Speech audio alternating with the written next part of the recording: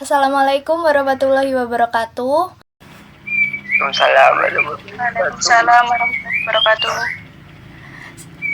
Selamat pagi yang terhormat Bapak Lail selaku guru pengampu mata pelajaran PPKN dan teman-teman saya yang berbahagia. Pertama-tama, marilah kita panjatkan puja dan puji syukur kita kehadirat Allah Subhanahu wa Ta'ala yang telah memberikan kita semua rahmat serta hidayahnya sehingga kita dapat berkumpul dalam Zoom meeting ini dalam keadaan sehat walafiat.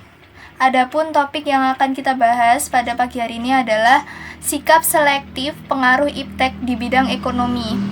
Perkenalkan, nama saya Jihan Ulaya dari kelas 12 IPS 3 nomor absen 14 selaku moderator yang akan membimbing jalannya diskusi pada pagi hari ini.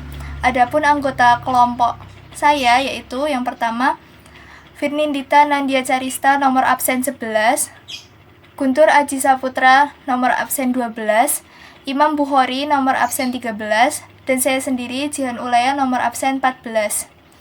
Sedangkan serangkaian acara yang akan kita lewati, yang pertama sesi pembukaan, kemudian sesi penyajian materi, dan yang terakhir adalah sesi penutupan.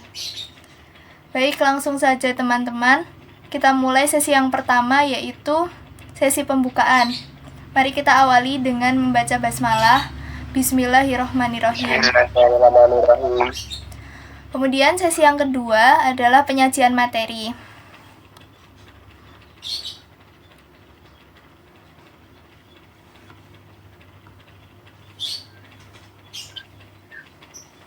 Saya persilahkan Saudari Firnindita Nandia Carista untuk menyampaikan materi yang pertama. Apa itu sikap selektif pengaruh iptek di bidang ekonomi? Sikap selektif dapat diartikan sebagai sikap untuk memiliki dan menentukan alternatif yang terbaik bagi kehidupan diri, lingkungan masyarakat, bangsa, dan negara melalui proses yang berhati-hati, rasional, dan normatif terhadap segala macam pengaruh dari luar, sehingga apa yang telah menjadi pilihan dapat diterima oleh semua pihak dengan penuh tanggung jawab.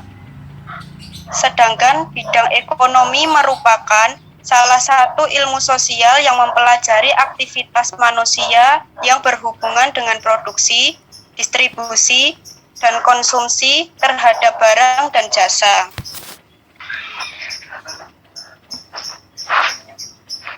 Sehingga dapat diartikan sebagai sikap berhati-hati, rasional, dan normatif terhadap segala macam pengaruh dari luar, khususnya melalui media perkembangan iptek dalam kegiatan ekonomi, sehingga kegiatan ekonomi dapat tetap berlangsung dengan stabil dan menuju ke arah kemajuan. Saya persilahkan Saudara Imam untuk bergantian. Kegiatan ekonomi terdiri dari 1. Proses produksi menghasilkan barang atau jasa. 2. Proses distribusi menyalurkan barang dan jasa. 3. Proses konsumsi menghabiskan atau mengurangi nilai guna suatu barang. Kemajuan iptek sebelum masuk ke dalam bidang politik, seiring dengan berkembangnya proses globalisasi ekonomi terlebih dahulu masuk ke dalam bidang ekonomi. Sejak bergulirnya liberalisasi ekonomi dunia oleh Adam Smith berkisar pada abad ke-15, telah banyak melahirkan perusahaan-perusahaan multinasional yang melakukan aktivitas perdagangannya ke berbagai macam belahan negara. Sejak abad ke-20, paham liberal semakin banyak dianut oleh negara-negara lain di dunia, terutama oleh negara maju. Hal tersebut membuat globalisasi ekonomi semakin luas jangkauannya ke semua tingkatan negara yang dimulai dari negara maju hingga negara berkembang, seperti kita Indonesia. Namun kenyataannya, globalisasi ekonomi saat ini lebih dikendalikan oleh negara-negara maju. Sementara negara berkembang kurang diberi ruang dan kesempatan untuk memperkuat perekonomiannya. Negara berkembang seperti Indonesia lebih sering dijadikan objek untuk melaksanakan keinginan dari para negara maju. Keberadaan lembaga ekonomi dunia seperti IMF, International Monetary Fund, Bank Dunia, World Bank, dan WTO, World Trade Organization, masih belum sepenuhnya memihak kepada setiap kepentingan dari negara berkembang. Dengan kata lain, bahwa negara berkembang hanya mendapatkan sedikit manfaat dikarenakan ketiga lembaga tersebut di atas selama ini masih selalu berada di bawah pengawasan dari pemerintahan negara-negara maju. Tentunya hal ini mengakibatkan kebijakan hanya selalu memihak kepada kepentingan negara maju. Sikap selektif terhadap dampak daripada kemajuan iptek dapat kita pertegas, salah satunya dengan cara meningkatkan daya saing Indonesia di dunia internasional. Adapun beberapa kegiatan konkretnya adalah sebagai berikut. Yang pertama, meningkatkan SDM Indonesia seperti pada tingkat pendidikan, derajat kesehatan, serta tingkat kesejahteraannya. 2. Meningkatnya komoditas ekonomi dengan mutu, jumlah, pasokan, serta harga yang mampu untuk bersaing. 3. Melakukan perbaikan dalam perangkat hukum yang mengabdi pada kepentingan nasional, yang dalam hal ini hukum yang dibuat hanyalah melindungi daripada kepentingan bangsa dan negara dan justru untuk melindungi kepentingan asing. Yang keempat, menciptakan dan mendukung berkembangnya ekonomi kerakyatan yang mana juga berasaskan kekeluargaan di dalam kehidupan masyarakat tersebut. Memang hal ini menjadi bagian terpenting terhadap respon warga akan kemajuan dan perkembangan iptek di masyarakat. Agar tidak melupakan atau malah tidak mendukung berkembangnya ekonomi rakyat, serta meluapkan asas kekeluargaan tersebut.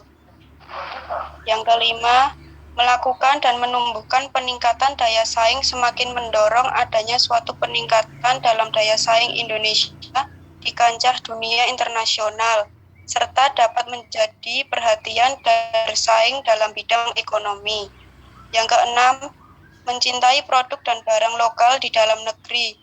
Begitu juga dalam mendorong semakin muncul, tumbuh, berkembangnya sikap-sikap yang mencintai dan rasa bangga terhadap hasil karya atau produk dalam negeri.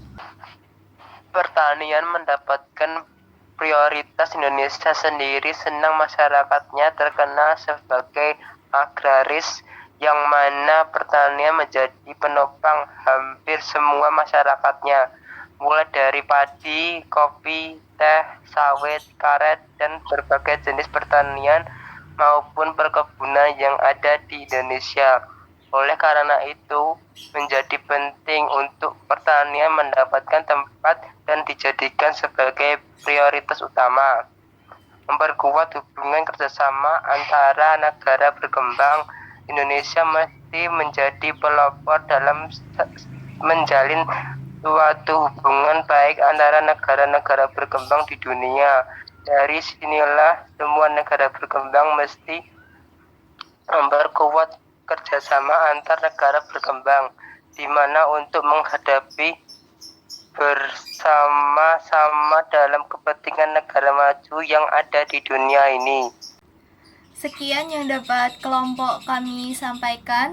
Saya selaku moderator mohon maaf atas kekurangannya dan terima kasih atas perhatiannya.